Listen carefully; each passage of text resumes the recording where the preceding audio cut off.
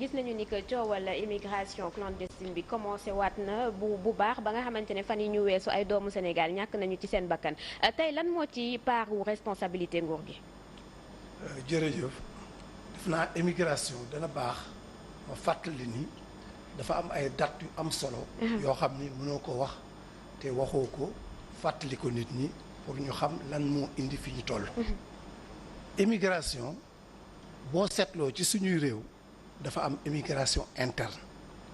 waaye immigration bi ñuy wax dañuy wax immigration internationale. c'est-à-dire bu fekkee da nga jóge ci dëkk Fuuta nga ñëw Dakar immigration interne la su fekkee da nga jóge Sénégal nga dem Chine wala nga dem France immigration internationale li xew nag léegi immigration internationale la dafa lëmbe àdduna. Nations Unies di ci wax ay baat yu am solo te dafa mel ni état yi dégguñu ko ndax mbir mi dafa am solo ci àdduna am na ñaar téeméer ak juróom-ñaar fukk ak juróom-ñaar ci ay millions doomu aadama yu nekkul ci seen réew te duñu ay marchandises ay bakkan lañu. ay doomu aadama lañ. loolu bàyyi leen xel moo tax Nations Unies am na ay convention yoo xam ne da koo tëgg pour àq ak yelleef fekk ci déclaration des universelle des droits de l'homme nga ñëw ci état yi parce que damay jóge acteur bi nekk ci kaw ñëw ci acteur bi nekk ci digg bi muy état bi doo di ñëw ci population bi. acteur bi nekk ci digg bi muy état bi moom nga tudd dafa am responsabilité ndax bu fekkee réew da nga yor pouvoir nga jël ko démocratiquement ñu accréditer leen ay budget pour que nga jàngal sa doomi réew pour que nga yar sa doomi réew pour que nga wutal leen liggéey pour que nga aar leen ba ñu am sentiment citoyen pour bëgg seen réew foofa bu fekkee say doomi réew par centaine de milliers par million gis nañu ni loolu doxul ba boo amee diplôme doo am liggéey boo amee liggéey différentiel de salaire bi nga xam nekk na ci réew yu mag yi professeur bi du ma bàyyi ma fenn parce que am na lu ñuy wax fuite des cerveaux léeg-léeg ñu jàngal ab professeur ba mu egg ci wàllu métier boo xam ni daanaka mënatu ko liggéey fii wala bu ko liggéeyu fii asaka lañ koy fay mu teg bët foofu xelam daal di dem ci dem duñu ni nag nañ yem ak pays développé yi waaye loolu dañ koy interroger ci cause yi nga xam ni moom mooy tax ñu interroger responsabilité état bi. nga ñëw nag ci réew yi nga xam ne fa lañ jëm parce que dafa am réew mi mu jóge am fu mu jëm mooy pays d'origine pays de transit parfois ak pays d'accueil mooy réew mi nga xam fi lañ jëm. mais réew yi ñu jëm dañu xool ni ay réew yu développé lañ mais réew yu développé yooyu immigration ni mu leen ërtale seen jàng ak lunette bi ñu sol moo baaxul parce que dañuy jël jamaa Afrique dañuy jël zircon Sénégal dañuy jël bauxite Guinée te responsabilité sociétale entreprise yi nga xam ñu ngi liggéey foofu nga xam ni day jàngale bu kawe boo xam ni nord américain dañ ciy insister ndax mënoo ñëw di jariñ ci ab meññeent wala ci biir suufu loo xam ni ñëpp a ko bokk parce que li nekk fii tubaab bi wala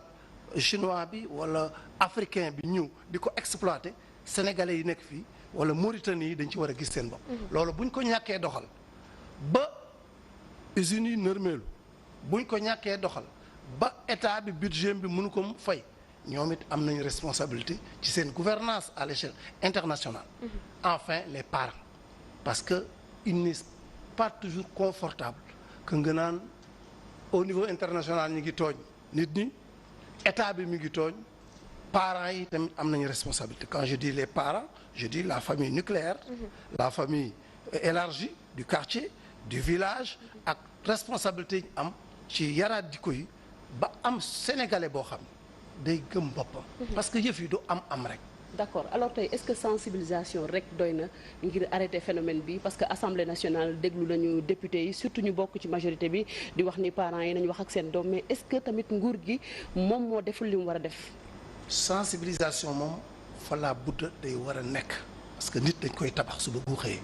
te wala dañuy wax ci borom xam-xam yi ni jàng du wees. te nit ki foo xëyee rek war ngaa jàng lu bees tukki sax jàng la kon sensibilisation kenn mënu ko dindi. waaye ñoom war nañ leen sensibiliser par un plaidoyer comme ni nga wax à l'Assemblée nationale war nañu xiirtal gouvernement yi ñu xam ni am réew bu demee ba am 7 millions doomu réew ñu génn bitim réew jot nañu tëgg ay politique yoo xam ni day doxal immigration. bu ma jëlee exemple lu Sénégal am na jamono amoon na ministère bu yor Sénégal immigré yi amatul. amoon na conseil supérieur boo xam ni mooy déglu émigré yi di waxtaan ak ñoom di leen fexe ba ñoom ñu waajal seen ñëw su ko defee ci seen waajal seen ñëw ñi nekk fii seen xel dana dal ni segam ñee ñi ngi ñibbisi fekk nag ñu am ay programme yoo xam ñoo ko mën a àndal lool seen ñoom danañ mën a gëm li état bi di wax. kon sensibilisation rek doyul il faudrait que ñu continuer sensibiliser ñu def ay plaidoyer pour autorité ci parlement yi nga xam ne ñooy décider muy parlement nationaux yi muy parlement Union européenne parce que boo seetloo Union européenne dañoo organiser wu ndax ñoom bi nga xamee ni en 1974 boobu immigration da ngay am contrat de travail dem liggéey boobu kenn dugul ci gaal kenn dugul jaarul ci désert bi ñu wëlbatiku dem en 84 ñu génneewaat ay visa commencé di wax nit ñi bu leen ñëw commencé di bundu xatal nit ñi pour ñu dem demaat ba 1990 bi ñu def seen traité au niveau de Dublin ñu ci biir Union européenne ñu tëgg benn politique boo xam ni dañu tudd ay frontières intérieures def ay frontières extérieures. yow joxoon nañu la poste soxla lu jëm ci wàllu sénégalais de l'extérieur tey poste boobu bu ñu ko doon méngale ak direction des sénégalais de l'extérieur est-ce que am na différence wala benn la.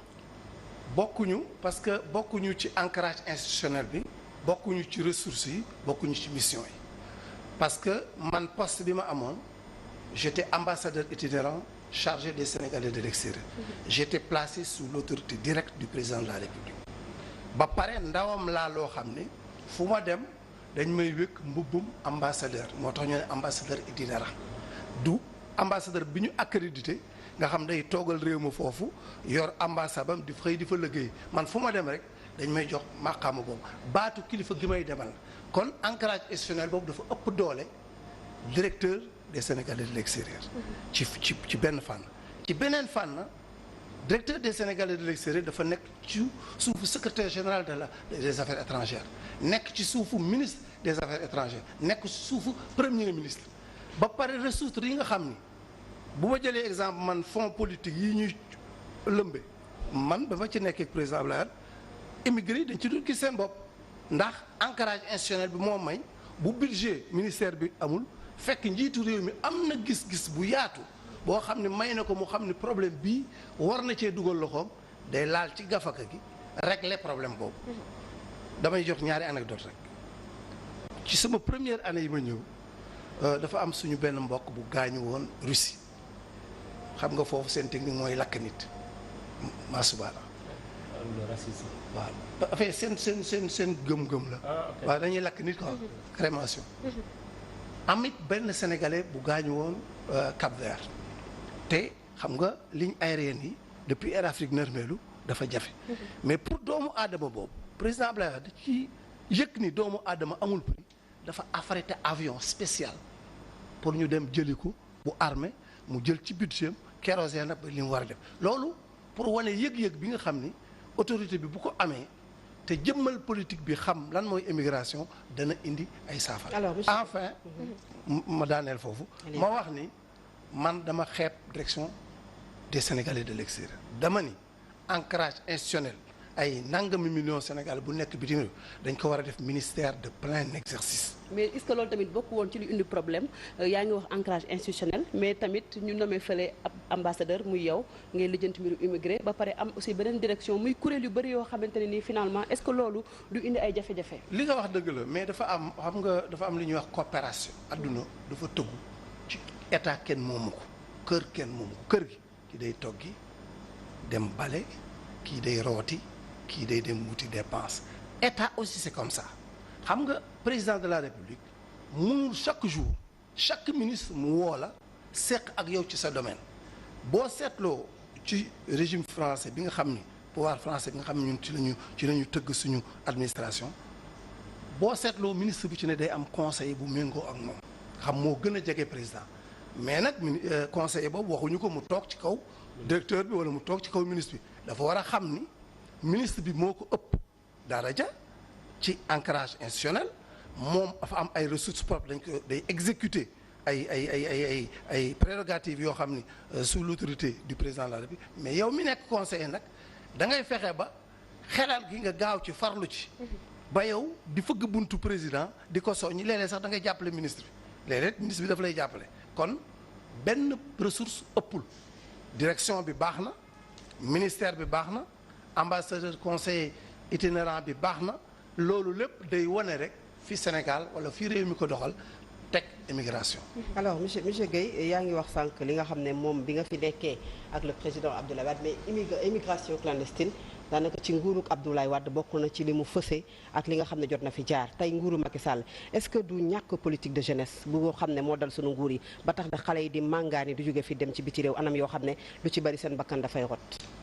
gis nga immigration day problème transversal ça dépasse les gouvernements Abdou Diouf Abdoulaye Wade Macky Sall toujours day ñëw day am contexte boo xam bu amee doomu aadama bi bu fekkee ni dem na ba gis ni koomam des na te mu yaakaar ko fële am na professeur d'université la wax ñu am liggéey ba pare def immigration. waaw mais lu ci bëri ce sont des jeunes entre 18 30 ans ñoom ñooy génn fii di dem biti réew parce que amuñu sax revenu maanaam dañuy xëy duñu am lu ñu fajee seen d'accord naa ak yow loolu kon état moom politique de jeunesse boo xamante ne dafa lajj moom mooy firndeel loolu te muy dëgg wala c'est-à-dire du ma ni dama nekkoon ci nguur bi ñu fi nekkee li ñu fi defoon lépp a baax problème amul woon dama la bëgg wax rek immigration clandestine la naar bi noonu lu fi indi tur wi dañu xool ni dafa am ñoo xam du ñu am visa du ñu am condition de séjour yoo xam ne respecté na réew ma ñu dem ñu jaar ci beneen yoon bu méngoowul ak dëgg bu aw yoon parce que buy dugg ci réew dafa am ay procédures condition d'entrée condition de séjour condition de résidence condition de développement d'activité yooyu yëpp dafa am ay këyit ak ay sart yu la ko may mais ku ca jaarul rek ak koo mën a doon mën nga faa jaar beneen yoon bu aw yoon sa pare toog fa te awatuloo ci yoon foofu nag dama d'accord ak yow dama ni suñu gouvernement yi dañu war a gën a góorgóorlu gën a jël en compte li nga xam ne mooy suñu ndaw ñi ci ñett ci jàngale bi ci liggéey bi ak nag ci yar gi parce que yar gi mooy lépp parce que am na ay réew yoo xam ñun ak ñoom ñoo yemoon en 1960 suñu ginnaaw la ñu nekkoon tey gis nga jaar nañ ci kaw parce que dañu def ay révolution culturelle ay Chine gi nga gisee ay pays ay Taïwan ak yii yëpp nga gis dragon yi nekk ñu woon fenn ci développement du xëy suba am alal rek mooy tax nga dem vision mooy tax nga dem président Abdoulaye Wade nag c'est pas pour le défendre crise yooyu nga wax bi amee en 2006 dafa woo gouvernement am dafa wax ak Zapatero ministre dafa jël ay initiative dafa wax ak président Sarkozy mu ni dafay def immigration choisie mu ni ko gestion concertée gis nañ xale yi si wàccoon aéroport dañu jox leen sandwich ak 10 000 francs waaw dig leen plan Revas dig leen yu bari te après dafa yooyu d'accord naag ci yow ni li mais xam nga njiit luñ koy atte mu am initiative mu am vision mu am yëg di ko réaliser également di ko réaliser mais réaliser nag ñun ñëpp la réaliser comme ni nga wax ministre bi la parce que président bu demee ba négocier benn ligne de crédit ab gouvernement jox ko ay 20 millions d'euros yoo xam ne dafa jëm ci ay programme mu woo ministre am ni ko kat fexeel ba 25% yu jëm ci ferme agricole yi fexeel ba ñu émigré bu d'accord association immigration bu d'accord nañu fexe ba dugal leen ci yooyu kon moom quelque part am na ay initiative ak ay doxalin yoo xam def na ko bien que nag li gënoon mooy solution yu gën a bari yu gën a durable yëpp am te politique immigration yi du lu ñuy def ci ñaari fan parce que dama doore woon ci Nations Unies ndax ñoom dañu dem ba xam ni bu ñu bàyyee Europe ak émigré yi ndax dafa am ñetti émigré dafa am émigré bi nga xam ni maanaam réfugié la kooku sax du émigré parce que statut la dafa am convention boo xam ni au commissariat des réfugiés boo amee yenn ngay daw làqu sa réew sa bakkan nga koy sàmm sa réew ngay sàmm effectivement li nga xam ne moom mooy sa dignité humaine sa réew nga ciy sàmm ba mënatoo faa dund yow ak sa njaboot kooku dafa am droit ni naan demandeur d'asile. bu ñëwee commission bi day xool. mais gis nañu ay jeunes yoo xam ne benn camp de réfugiés boo xam ne mi ngi Italie ay jeunes yoo xamante ne Tamba la ñuy jóge wala ñu jóge Kolda mais dañuy déclarer comme si duñ nationalité sénégalaise beneen dëkk lañ jóge boo xam ne dafa am guerre loolu tamit di ñëw di firndeel li nga xam ne mooy ñàkk am espoir bu ndawu Sénégal ñàkk am espoir ci seen dëkk bay dem sax bëgg a nekk réfugié pour mu gën leen may teel a këyit mais sànq ñu ngi wax ci li nga xam ne moom mooy géej gi mais désert bi lu ci mel ne Libye ñi nga xam ne ñoo fay aw di doomu Sénégal yow bi nga nekkee conseiller du président de la République ci li nga xam ne mooy Sénégal extérieur yan nga ci recensé maanaam ñaata la toll ak lan moo fa faatu ci ay nit yoo xam ne sénégalais parfois duñu xam les bons chiffres. xam nga dafa am limite chiffre dafa am ñaari problème ndax chiffre boo ci duggee da ngay am ay instruments nattukaay. am instruments yoo koy collecté. tout à fait am instruments yoo koy traité malheureusement nag nos états à part Nations Unies à part état yi nga xam ni comme espace Schengen nga xam dañu am système d'information Schengen nga xam boo duggee dañuy jël sa empreinte dañuy jël même ay kii données biométriques di ko partager mën nañ ni kii duggoon na fi ci tur sàngam boo fi bëggee jaar ci beneen tur du sotti waaye bu fekkee